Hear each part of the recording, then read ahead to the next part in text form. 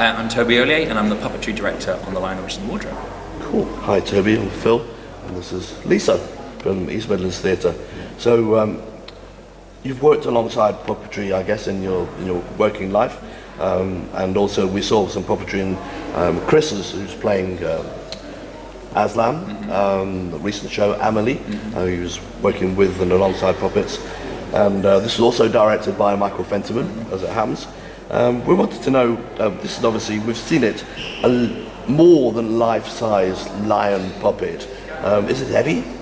No, it's not actually that heavy, and I think the joy of having a puppet that's played by 3 performers is that you can quite literally share the weight, both in terms of the acting challenge and the literal kind of challenge of a puppet that size. Cool, sounds good. It looks like it should be heavy, doesn't it? But maybe that's a good thing. Well, his design, I think Max Humphreys, who designed the puppet, his sort of concept was that Aslan should feel sort of more ancient than the world of Narnia itself, and so a lot of kind of ancient kind of pottery and a lot of sort of ceramic kind of art that he researched into that sort of has a lot of gold filigree on it, and so he's very much meant to sort of feel quite armoured but quite kind of off the earth and quite sort of ancient in that way. That looks brilliant. We're looking for. We're both reviewing it on the press night, so it'll be exciting.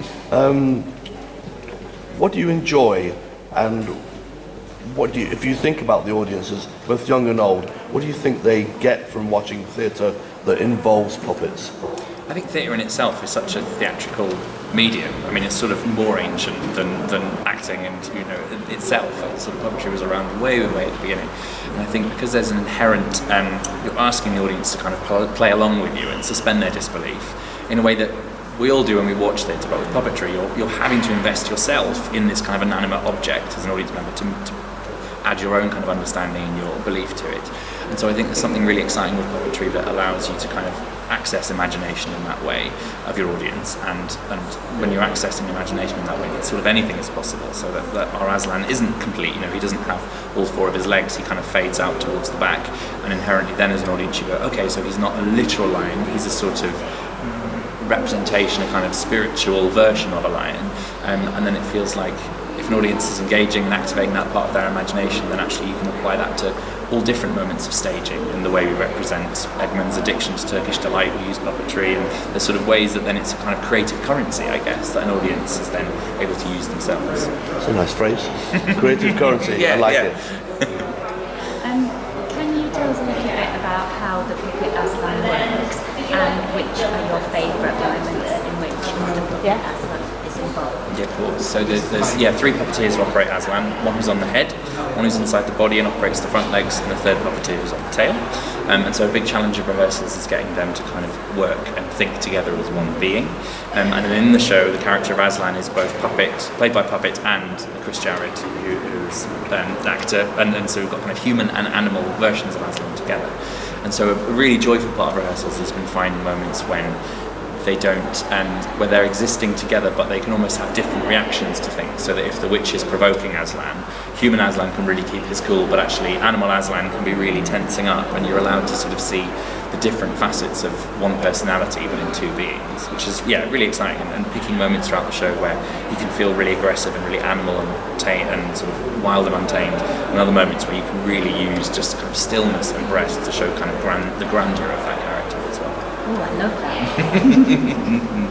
that. Excellent. I watched the promotion video for this the other day, and not written down this one. So promotion video the other day, which shows the new Pensive. Have I got the name right? The Pensive children. Looking out of the door of the wardrobe, or the back of the wardrobe, and it shows some footage from the original Leeds Playhouse production, which looks fantastic. And I was wondering if I'm assuming you are. I'm not sure what they are, but they look like monsters, big monster puppets that are on sticks and coming down a bit like dinosaur type things. What are those, and how does that work? Yeah, so we also use puppetry for the witch's entourage, so all her kind of cruels and kind of goblins and creatures that she kind of summons. And so we've got these kind of heads on kind of mounted backpacks, so that the performers are able to drum and dance and move their bodies, and then these heads kind of are articulated to kind of move and swing in response.